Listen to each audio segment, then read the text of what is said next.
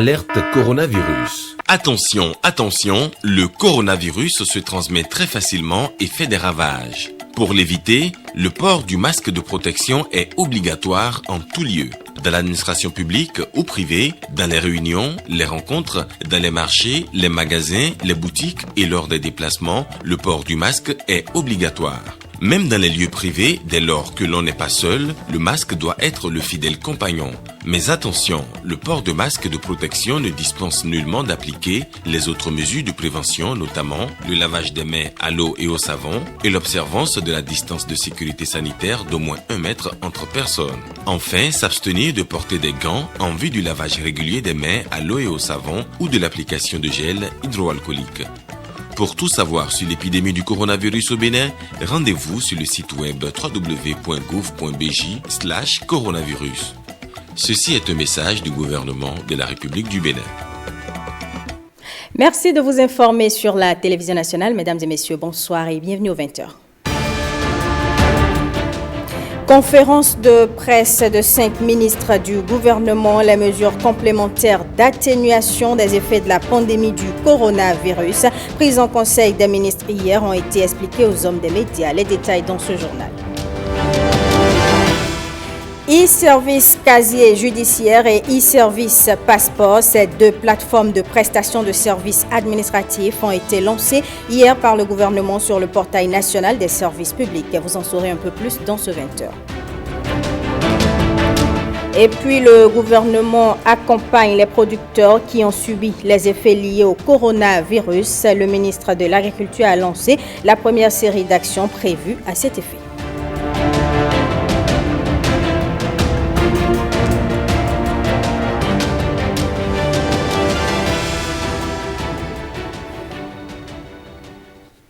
On prend tout de suite la direction du Parlement qui a procédé à la modification des dispositions de la loi instituant la cellule nationale de traitement des informations financières. L'opération s'est déroulée mardi à Porto Novo. Guillaume Avienou. Les députés se penchent sur un instrument juridique dans la lutte du pays contre le blanchiment de capitaux et le financement du terrorisme. Il s'agit de la loi du 25 juillet 2018 modificative de la loi de 2006 relative à la lutte contre le blanchiment de capitaux et le financement du terrorisme en République du Bénin, créant la CENTIF, la cellule nationale de traitement des informations financières. Le blanchiment des capitaux est une menace pour la paix et la stabilité politique. L'institution de la CENTIF, telle que prévue par la directive de l'UEMOA, permet de suivre le mouvement des capitaux. C'est dans cette logique que la composition de la CENTIF a été étoffée pour donner non seulement un choix libre à la désignation de son président, mais aussi pour harmoniser les 2 mandats de 3 ans. La mouture du texte examiné et adopté ce mardi au Parlement renforce l'article 61 de l'ancien texte avec une insistance sur la nomination d'un président de l'institution. Un président doté d'une personnalité charismatique, entouré de 6 autres membres de provenance diverses. Les 7 membres de la CENTIF, une fois installés, ont un mandat de 3 ans renouvelable une fois. Voilà une institution qui délibère et qui ne respecte pas la règle de l'imparité. Est composé de 6 membres. Or, les usages, lorsqu'une institution délibère, obéit à la règle de l'imparité, donc à une composition impaire. Deuxièmement, Monsieur le Président, l'objectif ici, c'est de renforcer l'institution en y mettant une certaine personne qui a une relative hauteur par rapport aux autres membres qui sont des spécialités que dans leur domaine. La désignation des 9 représentants du Parlement au sein du COS-LEPI, le Conseil d'orientation et de supervision de la liste électorale permanente informatisée, à raison de 5 députés pour le groupe parlementaire Union progressiste et de 4 pour le bloc républicain, cette désignation a mis un terme à la plénière. Une désignation qui s'est opérée sur la base du principe à valeur constitutionnelle de la majorité et de la minorité. On parle maintenant de ces deux nouveaux services administratifs en ligne. Il s'agit de e-service casier judiciaire et du e-service passeport. Les deux plateformes ont été mises en service par le gouvernement sur le portail national des services publics. Génial Afouda, Monsi Avocat, Jules Akweikou. Obtenir son casier judiciaire et son passeport en ligne est désormais une réalité au Bénin. Une prouesse rendue possible grâce au e-service casier judiciaire et passeport. Leur mise en service confirme une fois de plus l'ambition du gouvernement béninois de dématérialiser l'administration publique. Le reproche qui est constamment fait au service public de la justice est celui de la lenteur. Aujourd'hui, et avec la possibilité d'une délivrance en ligne du casier judiciaire, la question de la lenteur paraît réglée. Deuxième objectif prioritaire que nous réglons, c'est celui du rapprochement de la justice du justiciable. Il n'est plus nécessaire de parcourir des centaines de kilomètres pour se faire délivrer un casier judiciaire ou un bulletin du casier judiciaire. De chez soi et d'un clic, la question est réglée. Et puis troisièmement, je l'ai indiqué, c'est la question de la fiabilité des renseignements contenus dans les casiers judiciaires. Pour des raisons qui leur sont propres, des personnes se font délivrer des casiers judiciaires contenant des énonciations fausses, mensongères. Et quelquefois, avec l'appui ou la complicité des agissements coupables des personnels judiciaires. Avec la délivrance en ligne, qui aura été précédée de la création, de la constitution d'une base de données, ces fraudes à la délivrance des casiers judiciaires seront désormais impossibles. Désormais, le passeport de service, le passeport diplomatique, à l'instar du passeport ordinaire, peuvent être obtenus grâce aux services en ligne. La dématérialisation du processus de demande des passeports diplomatiques et de services, à l'instar de plusieurs services publics, entre effectivement dans le cadre de l'administration intelligente que prévoit notre programme d'action du gouvernement. Son importance, son utilité et surtout sa nécessité, au-delà de l'économie substantielle qu'elle permet aux citoyens, mais à l'État de faire, cette importance, cette utilité apparaissent de plus en plus évidentes en ces temps particulièrement éprouvants de la pandémie du Covid-19. Une innovation avec donc de nombreux avantages, aussi bien pour les Béninois résidant au pays que pour ceux vivant à l'étranger. Le problème des pièces peut devenir un véritable cauchemar. La question de délivrance des passeports ordinaires, je ne parle même pas de passeports diplomatiques. Là où le ministre de l'Intérieur et moi-même nous retrouvons, c'est la question du passeport ordinaire, mais pour ceux qui sont à l'étranger. C'est des services consulaires qui doivent leur être rendus. Et dans un contexte aussi, j'ajoute le troisième, un deuxième paramètre, de réorganisation de nos services, où il n'y a plus forcément une présence matérielle d'un consulat à tel endroit ou d'une ambassade à tel endroit. Le e-service permet en fait de régler le problème. Et pour ce qui est des frais de prestation en ligne, la ministre du Numérique et de la Digitalisation apporte des clarifications. Le principe sur le portail, c'est que le coût du service est le même que le coût habituel du service non en ligne. Lorsque vous demandez votre casier judiciaire, vous payez quelque chose. En ligne, vous payerez la même chose, le même montant. Lorsque vous allez demander un passeport, vous payez quelque chose. En ligne, c'est le même montant. Pourquoi vous avez l'impression qu'il y a une différence? C'est parce que l'accès en ligne demande la mise en place d'un certain nombre d'outils. La plateforme de paiement. Le fait même de devoir, en fait, délivrer ou pas le document en ligne. Donc tout ceci a un coût. Et c'est ce coût, en fait, qui s'ajoute au coût du service. Donc c'est très important de le comprendre. Il ne s'agit pas d'un coût supplémentaire que nous mettons. c'est le coût de l'exploitation. Vous savez, en matière de modèle de nation numérique, puisque le Bénin est en train de devenir, ce qui marche, c'est quand c'est pérenne.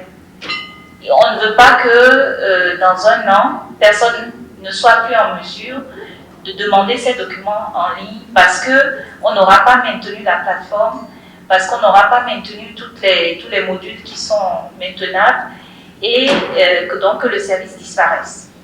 Ça serait la catastrophe. Donc, c'est important que nous puissions avoir un modèle, disons, de pérennité. Et aussi, le modèle de pérennité, c'est aussi le modèle financier, en gros. Donc, je voudrais qu'on retienne ici le principe que les services ne coûtent pas plus cher parce qu'on les prend en ligne. Le déploiement de ces nouveaux e-services est le fruit d'une collaboration réussie entre l'Agence des services et systèmes d'information, le Centre national de casier judiciaire, le ministère du numérique et de la digitalisation, le ministère de la justice et de la législation, le ministère des Affaires étrangères et de la coopération et le ministère de l'Intérieur et de la sécurité publique. Je voudrais inviter tous les Béninois qui sont à l'intérieur, qui sont dans la diaspora, de commencer à faire confiance à ces dirigeants. Demander à tous les Béninois, convaincus ou encore sceptiques, d'accompagner le gouvernement dans sa volonté d'opérer la mutation de ce pays pour que, enfin, partout où chacun de nous se retrouvera, qu'il ait une certaine fierté de dire que moi, je suis béninois. Les deux nouveaux e-services sont accessibles via l'adresse web www.service-public.bj, le portail national des services publics lancé le 26 mars dernier.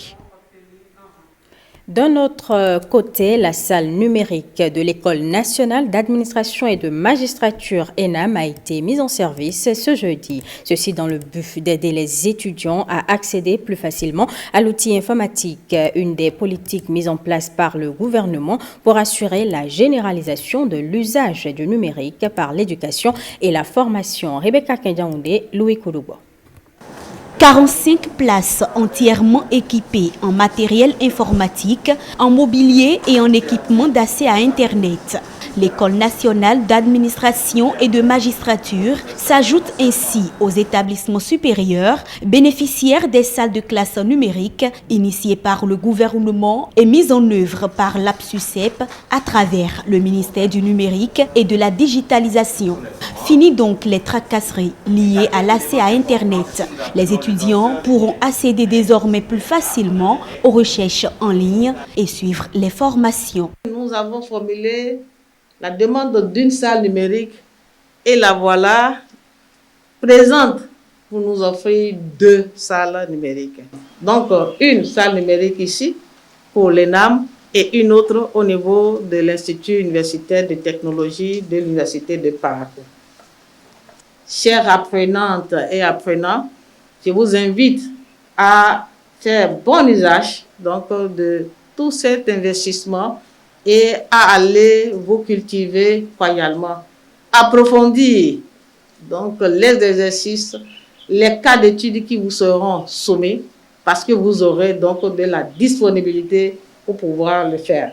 Je voudrais donc vous inviter à continuer et qu'à la fin de votre cursus, nous puissions noter l'excellence dans vos résultats. Et la cérémonie de ce matin est pour eux une consolation.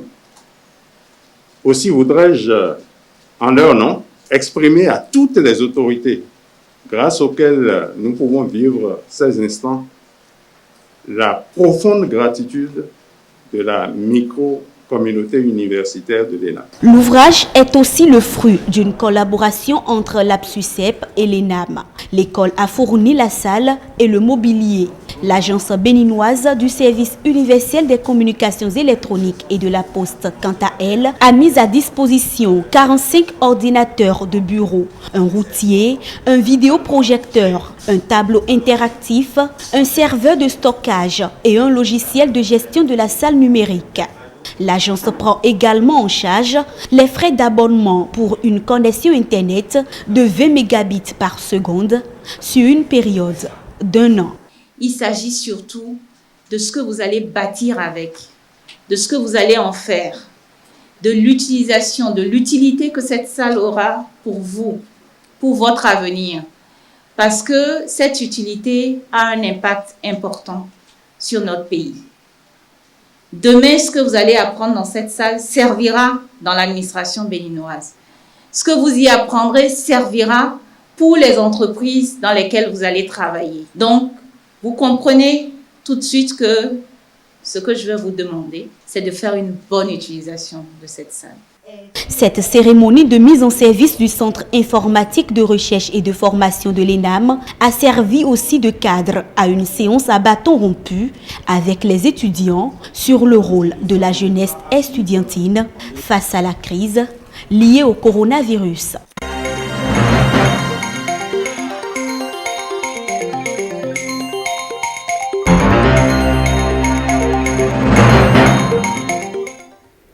Intéressons-nous à présent à l'histoire de l'économie béninoise de 1960 à nos jours. Un historien et enseignant du supérieur nous en parle au micro de l'ENAIC à Gbazaou. L'économie béninoise, depuis la période coloniale, c'est une économie de traite, c'est-à-dire une économie basée sur l'exportation des produits agricoles et sur l'importation des produits finis étrangers. Cette économie est surtout axée sur les moyens de transport, puisque ce que nous produisons, nous l'évacuons par les moyens de transport jusqu'au port où c'est exporté. De 1972 à 1989, la Révolution a promis de rompre avec le legs colonial. Cela veut dire quoi? Cela veut dire que la Révolution va donner la priorité au secteur secondaire. Il y a eu donc des industries de Savait, par exemple l'industrie sucrière. Il y a par exemple le projet pétrolier de Semin, où on a donc exporté du pétrole. Il y a les cimenteries, il y en avait à peu près 3. Mais la Révolution n'a pas fondamentalement remis en cause cette économie qui est tournée vers l'extérieur. Pendant la période de renouveau, c'est toujours l'agriculture qui est la base. Nous continuons toujours d'exporter.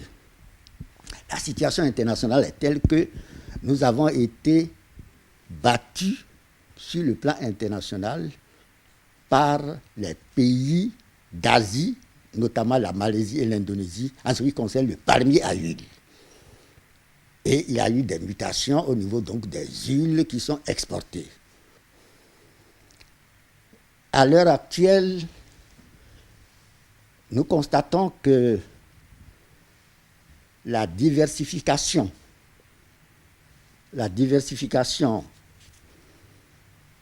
des produits exportés se concrétise de plus en plus. En plus du coton, où on a battu tous les records, parce que jamais on a enregistré une production du coton qui va jusqu'à 700 000 tonnes, on ne l'a jamais enregistré. C'est une performance. Aujourd'hui, on constate que la croissance économique est autour de 7%. C'est une performance qu'on n'a jamais réalisée.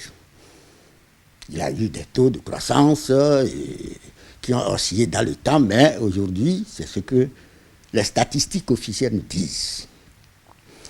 Aujourd'hui, le Bénin devient un pays à revenus intermédiaires. Ça veut dire quand même que quelque chose a bougé. On n'a jamais enregistré ça. Il faut porter donc des lunettes de bois pour ne pas voir ce qui se passe aujourd'hui quand même. Il y a eu des transformations, il y a eu même des métamorphoses dans plusieurs domaines. Dans plusieurs domaines que je ne vais pas citer. Mais sur le plan économique, il faut que nous puissions diversifier les bases de notre économie. Il y a eu des performances. Mais ce qui demeure et qui n'a pas encore changé, c'est qu'il faut que nos produits agricoles soient de plus en plus transformés sur place.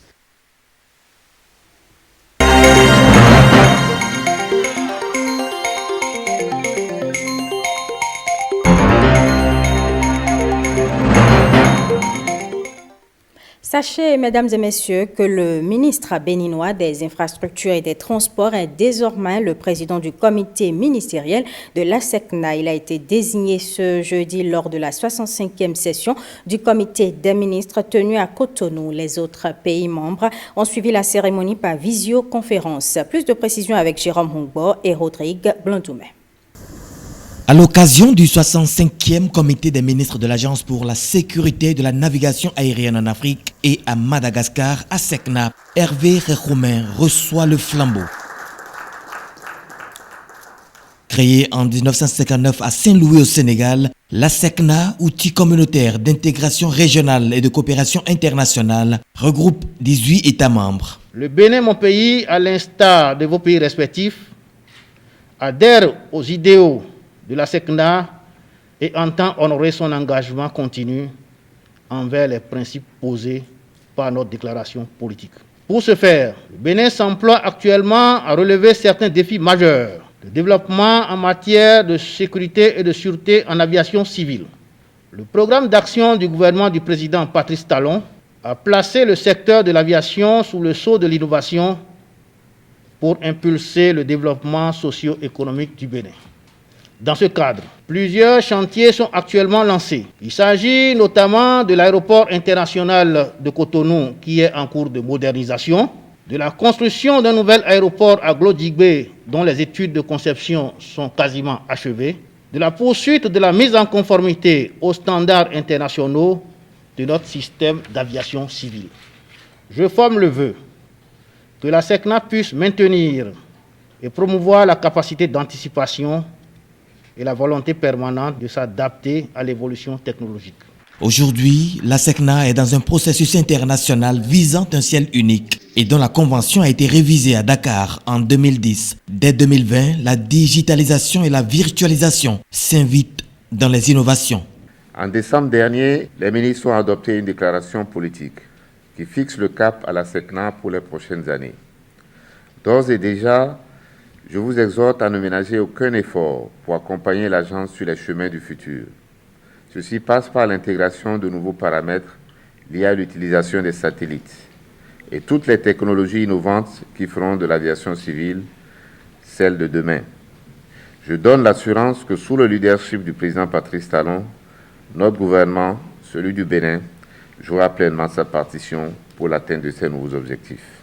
Mesdames et messieurs les ministres, entre autres points à l'ordre du jour figure l'adoption de nouveaux systèmes de rémunération du personnel. À ce jour, l'ASECNA gère 55 tours de contrôle, 25 aéroports internationaux, 76 aérodromes régionaux et nationaux et 32 aérodromes communautaires.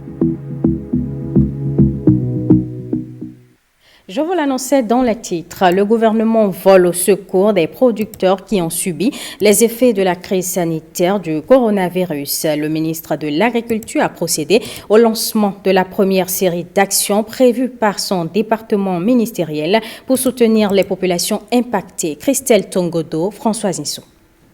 Parmi les secteurs impactés par la COVID-19, il y a la production maraîchère. Ce maillon de la chaîne n'a pas été épargné par le coronavirus, surtout pendant la période des restrictions imposées par le gouvernement.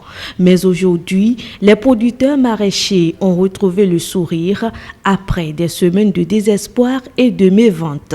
Grâce au projet d'appui au développement du maraîchage PADMAR, en partenariat avec World Vegetable Center, ces groupements maraîchers de Grand Popo reçoivent des kits de semences destinés destinés à la relance de leurs activités. Aujourd'hui marque le point de départ de la distribution de ces semences améliorées qui seront mises à la disposition de nos maraîchers. Désormais, dans nos régions, malgré la Covid-19, que la culture maraîchère puisse vraiment s'étendre.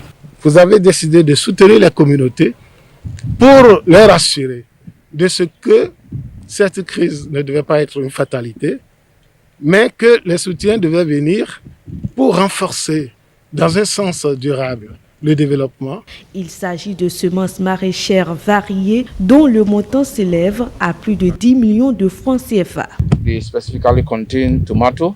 Ces semences qui sont ici maintenant sont des semences de 8 cultures maraîchères, à savoir la tomate, le piment, l'amarante, le goman, le gombo, le chayo, le crin-crin et l'oignon. Ces semences font environ 23 000 grammes de semences. 23.8 kg of seed. C'est le lieu pour moi de remercier le gouvernement du président Patrice Talon à travers son ministre de l'Agriculture, de l'Élevage et de la Pêche qui, une fois encore, vole au secours des maraîchers les bras chargés de 400 kits de semences. La même opération va se dérouler dans les 27 communes d'intervention du projet PADMAR. Le ministre de l'Agriculture rassure une fois encore de l'engagement du gouvernement à faire de ce secteur un véritable levier de développement. Ce jour, nous aborderons les tout petits producteurs, ceux qui dans leur exploitation ne dépassent pas un demi-hectare. Parce que eux, ils auront beaucoup de difficultés pour aller vers des financements innovants. Dans une production maraîchère, les postes de dépenses les plus importants sont les intrants, semences et engrais pesticides et la maîtrise de l'eau. Dans les conditions de grands propos, qu'avons-nous fait? Nous avons foré 88 puits maraîchers. Nous avons pu mettre en place 35 tonnes de compost. Nous avons renforcé la capacité des acteurs à produire eux-mêmes du compost. Qui vous apprend à pêcher vaut mieux que celui qui vous donne de poisson à manger. Par ce geste, les capacités des producteurs viennent d'être renforcées. Par ailleurs, les acteurs ont été invités à plus d'abnégation dans le travail en vue d'une lutte efficace contre la pauvreté. 5 ministres du gouvernement étaient face à la presse cet après-midi. L'objectif de cette conférence de presse est de détailler le contenu des mesures complémentaires d'atténuation des effets économiques de la crise liée au Covid-19. Ces mesures prises en Conseil des ministres hier mercredi concernent notamment les entreprises d'exploitation agricole et les systèmes financiers décentralisés. Ce sont au total 110 milliards de francs CFA qui ont été mobilisés pour booster les performances agricoles et faciliter l'accès au microcrédit à tous les Béninois, quelles que soient leurs conditions. Le compte rendu est signé Renaud Akakpo, Igor Ayosso et Petroni Lokosso. Après les premières mesures d'atténuation des effets socio-économiques de la pandémie de Covid-19, évaluées à un peu plus de 74 milliards de francs CFA et destinées à certaines catégories de sociétés et d'entreprises, le gouvernement revient de nouveau à la charge avec la bagatelle de 110 milliards de francs CFA pour le secteur agricole et les systèmes financiers décentralisés. Cet ambitieux plan de soutien, conçu en plusieurs volets, était au menu de cette conférence de presse. Pour le secteur agricole, ce sont des mesures fortes qui ont été prises pour faciliter l'accès au crédit à tous les exploitants agricoles. Le secteur agricole représente plus du quart de la richesse produite dans notre pays. Ça, c'est un fait. L'essentiel des forces vives que nous avons au Bénin sont dans ce secteur. De l'autre côté, quand on regarde comment ce secteur, qui est le premier contributeur donc, à la richesse produite, quand on regarde comment ce secteur est financé, on voit qu'il y a quelque chose qui ne va pas. Au niveau du financement bancaire, 2,9% des crédits bancaires vont au secteur agricole. Donc moins de 3% des crédits donnés par les banques vont au secteur agricole. Au niveau des SFD, à peu près 17% des crédits des SFD vont vers ce secteur. L'essentiel des besoins de financement, que ce soit pour des besoins court terme, que ce soit pour des besoins d'investissement à moyen long terme, sont quasiment non financés. Alors quand vous faites le constat que le secteur agricole, c'est le poumon de notre économie, c'est celui-là qui contribue le plus à la production de richesses, c'est celui-là où la majorité de nos frères et sœurs travaillent, que ce secteur a besoin de financement et qu'il n'est pas financé, il faut réfléchir, comprendre les raisons pour lesquelles il y a cet écart et prendre des mesures pour essayer de réconcilier ça. Et c'est ce que le gouvernement a fait. Pour le faire, un package de 3 mesures qui est proposé. Après analyse, bien entendu, des raisons qui justifient le fait que ce secteur soit sous-financé. Mais puisque les banques n'ont pas d'appétit pour ce secteur aujourd'hui, la première composante de ces mesures, c'est de dédier 50 milliards pour financer directement le secteur agricole à un taux de 2%, donc de l'argent disponible pas cher. La deuxième composante, ce qui est de dire, on apporte de la garantie pour que les prêteurs se sentent rassurés. Et dans ce mécanisme-là, l'État couvre jusqu'à 50% de la garantie. Donc, quand quelqu'un vient chercher du financement pour 100, l'État apporte 50 en garantie. 35 milliards à la Banque centrale pour servir de collatéral à la signature, à l'engagement de signature qui est donné par le FNDA pour garantir les crédits. Donc, deuxième instrument de cette série de mesures, de la garantie. Et enfin, troisième mesure qui accompagne donc ce paquet pour le secteur agricole, c'est la bonification du taux d'intérêt. Ces mesures d'un coût total de 100 milliards de francs CFA permettront de faciliter et d'accélérer l'accès au crédit, contribuant ainsi à la croissance de la production. En amont, c'est plus de crédits aux exploitants agricoles et en aval, une prospérité économique avec des centaines de milliers d'emplois. Pour y arriver, il faut accompagner les acteurs. Il faut pouvoir financer. Nos ambitions pour le secteur sont grandes. Aux mesures spécifiques au secteur agricole s'ajoutent celles destinées au refinancement des systèmes financiers décentralisés. En complément aux premières mesures annoncées le 10 juin dernier, le gouvernement a dégagé 10 milliards de francs CFA. Au niveau des SFD, le constat est que c'est la même chose.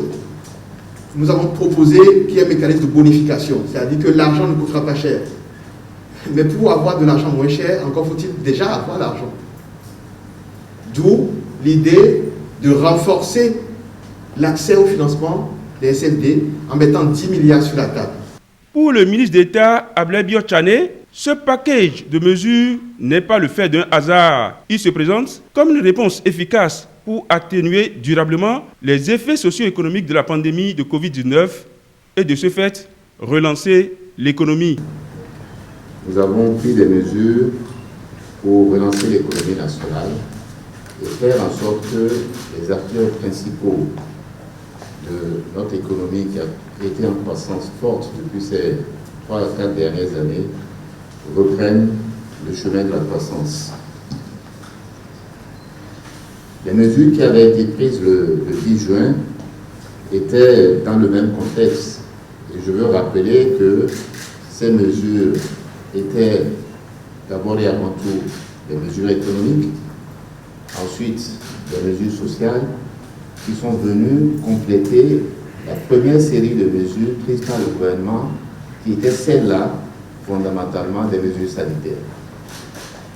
Et c'est important de le rappeler parce que ces 3 paquets de mesures ont sollicité des ressources importantes du gouvernement.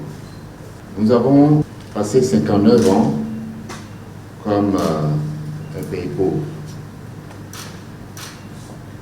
Et depuis quelques semaines, nous sommes classés parmi les pays à revenus intermédiaires. Je le dis souvent, ce n'est pas par accident.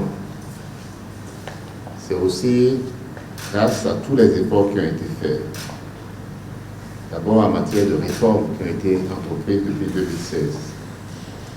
Ensuite avec les mesures structurelles qui ont été prises pour renforcer les bases de cette économie. Tout en saluant l'avènement de ces mesures, les représentants des principaux bénéficiaires ainsi que des professionnels de la banque se disent prêts à jouer les partitions pour que les résultats attendus soient atteints pour le bonheur des populations. Après les premières mesures d'atténuation des effets socio-économiques de la pandémie de Covid-19, évaluées à un peu plus de 74 milliards de francs CFA et destinées à certaines catégories de sociétés et d'entreprises, le gouvernement revient de nouveau à la charge. Vous suivrez l'intégralité de cette conférence de presse des 5 ministres sur les antennes de l'ORTB. Ce journal se poursuit. On prend maintenant la direction d'Abomey-Calavi où le conseil communal vient de mettre sur pied un comité ad hoc. Objectif, conquérir toutes les réserves administratives. Aussitôt installé, le comité était sur le terrain pour le démarrage effectif des travaux. Marcel Arrossi. Même s'il faut poser des plaques à l'intérieur des salons, nous allons le faire. Angelo Awandjinou, foncièrement contre l'occupation des réserves administratives, vient de s'engager pour la préservation du domaine public. Le voici qui pose le premier pas de la course à la conquête du patrimoine commun. Nous sommes là pour veiller sur les biens de la commune. Donc on ne saurait laisser quiconque occuper de façon abusive les réserves administratives de la commune de Calavi. C'est d'ailleurs pour cela que la population a placé sa confiance en nous. Confiance qui ne devrait pas être trahie. Le conseil communal est là pour défendre l'intérêt général. Et vous voyez aujourd'hui, l'action publique doit être cristallisée sur la réalisation des infrastructures. Mais on ne peut pas aller installer des infrastructures en l'air, non. Il faut avoir des réserves. Tout mon souhait, c'est qu'au terme de cette mission, nous puissions avoir le point de toutes les réserves administratives de la commune et en faire un rapport en bonne et due forme. Le comité chargé de conduire les travaux peut se référer à toute personne ressource. En cas de besoin, l'arrêté communal le lui permet. Cette opération est bienvenue et c'est soutenu par tout le conseil communal et la population de Calavi. Rapport final d'ici 60 jours. Le ministère de l'Industrie et du Commerce a organisé un atelier de sensibilisation des promoteurs d'eau conditionnée sur les conditions de production du liquide qui symbolise la source de vie. Ils ont également été formés sur les dispositions à prendre en cette période de crise sanitaire. Fifame Salomé, Atadedji. Nous avons des dispositions qu'ils doivent respecter. Et le constat est fait qu'ils ne respectent pas ces dispositions-là. C'est partant de ce constat que le présent atelier est organisé à l'intention des producteurs d'eau conditionnée.